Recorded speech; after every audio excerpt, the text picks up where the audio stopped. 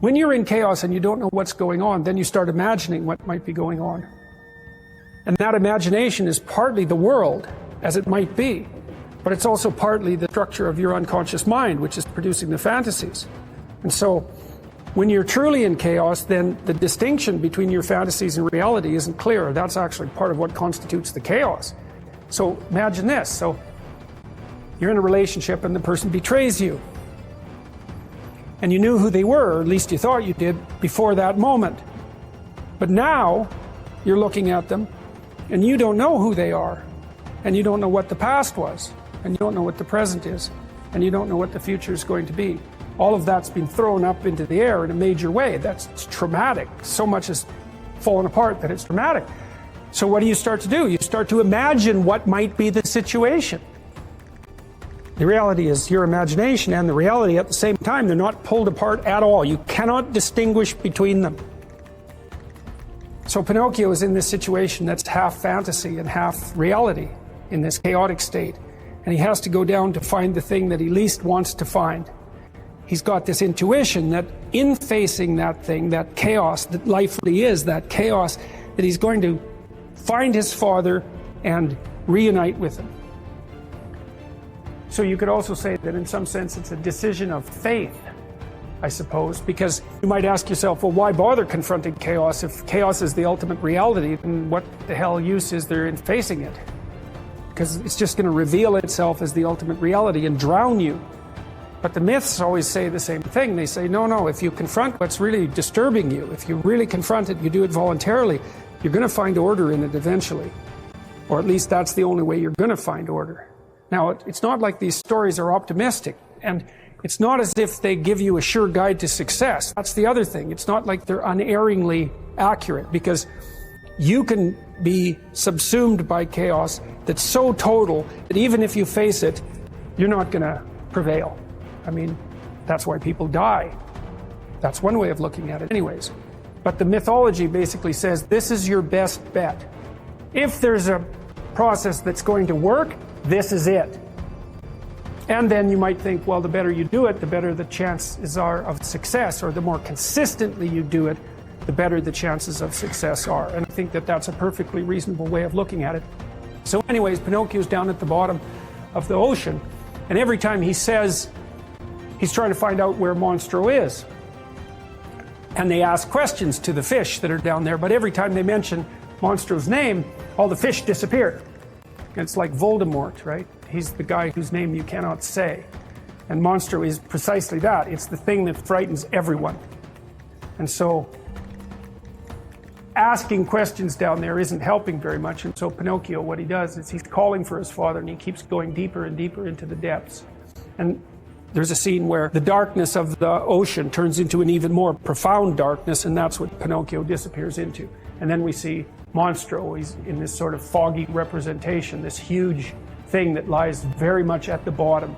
And there's no life or anything around him except, I think these are mackerel, but there's no life down there. He's so far down at the bottom of the ocean that there's nothing that's alive down there. And then we go inside the whale, which is of course absurd, and we see that the whale has eaten a boat at some point in the past. This is one whopping whale. And Geppetto is sitting with the kitten, of all things. He's also got that little goldfish bowl full of goldfish with him too, which is quite the feat. Anyways, he's sitting there and he knows that he's trapped in the belly of the whale too, and that he can't get out. And so that's an interesting issue. It's because not only is Pinocchio lacking his father, which isn't a good thing, but the father is lacking the son. And there's some indication that the father can't get out of the whale without the son. And so it's like the possibility for order is down there in this chaotic state, but unless there's an active agent to go seek it out, it's not animated enough to get out by itself. You know, and you could say, well, there's wisdom in the libraries, but without you going in there and gathering it and embodying it, all it does is sit there in potential, in all of that implicit form. That's a good way of thinking about it. So anyways, Geppetto is pretty hopeless because he can't figure out any way of getting out of the whale, and he's also starving. He's starving in the belly of the whale. And here's a way of thinking about that. Geppetto's a good guy, but he's old. And that means his way of doing things is no longer fruitful. That's why he's starving. And it's especially not fruitful because he's missing his son. He's missing the active element that the child represents, say the playful and transformative element that the child represents. And so if you get stuck doing something the same old way, at some point it's no longer going to work, even if it was good at some point. It has to be updated. And it's updated by, let's call it the spirit of youth, or the spirit of attention, or the spirit of play, something like that. The willingness to break boundaries and take risks. And Geppetto is very, very skilled, but he doesn't have that. And that's symbolized by the loss of his son. That's why he was out looking for his son too. He needs him. And so they're in despair down there, trying to fish and not getting anything. And so Monster wakes up and he opens his mouth and a bunch of water starts to come in. And then you see Pinocchio with the fish. Now, you may remember, and perhaps you don't know, that one of the symbols for Christ is a fish, ichthys, right? And that's a play on the Greek representation of Christ's name. But there's more to it than that, because all of Christ's followers are fishermen. And he performs a bunch of miracles with fish. And fish are strange things because, well, you can pull them up out of the depths. That's part of it. And so they're things that can be pulled out of the depths. And you could say that, it's going to be very difficult for me to take this apart, but you could say in some sense that Christ is a meta-fish. A fish is something that you can dine on, but a way of being is something that provides you with something to dine on a continual basis. And so you might say, well, is it better to have a fish or to be a fisherman? That's another way of thinking about it. And obviously it's better to be a fisherman because then you can get more fish. And so it's one thing to have something, but it's another thing completely to know how to generate good things. And so if you had any sense, you'd take the latter over the former, even though the former is more instantaneously gratifying and requires less work and responsibility. And so anyways, the whale opens his mouth and goes chasing these fish. And Pinocchio he's trying to get the hell out of there, even though he wants to find the whale. When he actually sees the whale, he leaves. And that's also a very common mythological plot element. It's very frequently that what happens when the hero first sees the terrible thing, the dragon say, the terrible thing that he's come to conquer, he like freezes and gets the hell out of there because it's far worse than he thought it was going to be.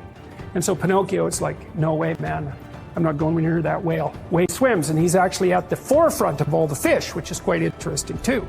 So in the meantime, Monstro has opened his mouth and the fish are pouring in, and Geppetto is fishing like mad and he's catching fish like crazy. And so they have a problem. The problem is how to get out of the whale. That's the actual problem. But a nested problem inside that is how not to starve to death. And so Geppetto is pretty happy that even though he's not getting out of the whale, that he gets to have something to eat.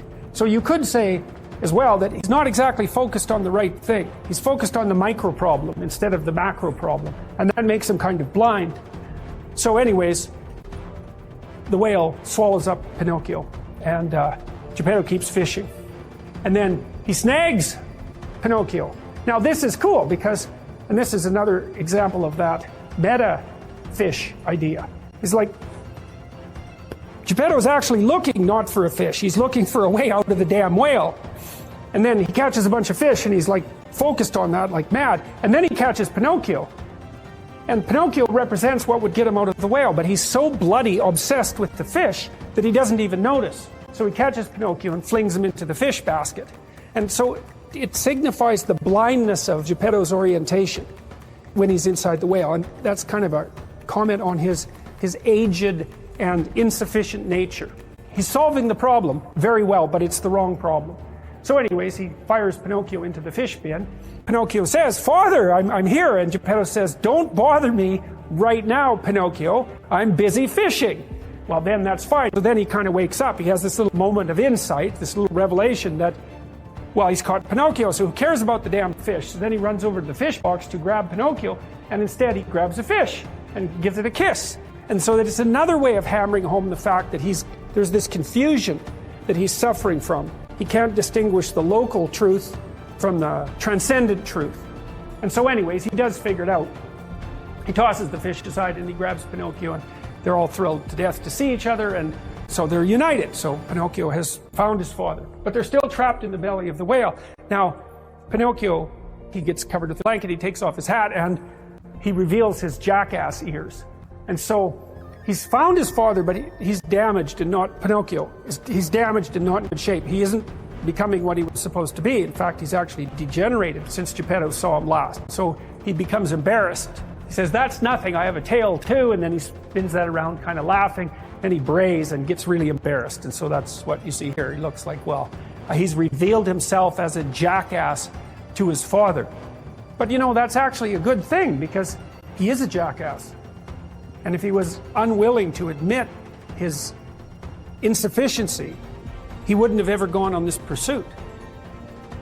So it's this perverse willingness to note that he isn't all that he could be that's part of what drives him to find everything that his father represents. It's a humility, and it's an admission of insufficiency. And you need that before you're going to learn anything, because before you learn anything, you have to admit that there are things that are important that you don't know, and that you're a fool, and maybe that you're a brain jackass. And so that's why there are injunctions in many religious writings that portray humility positively as the antidote to arrogance. That's the right way of thinking about it, is that humility means I still have something to learn. I still have something to learn. I'm insufficient. I still have something to learn.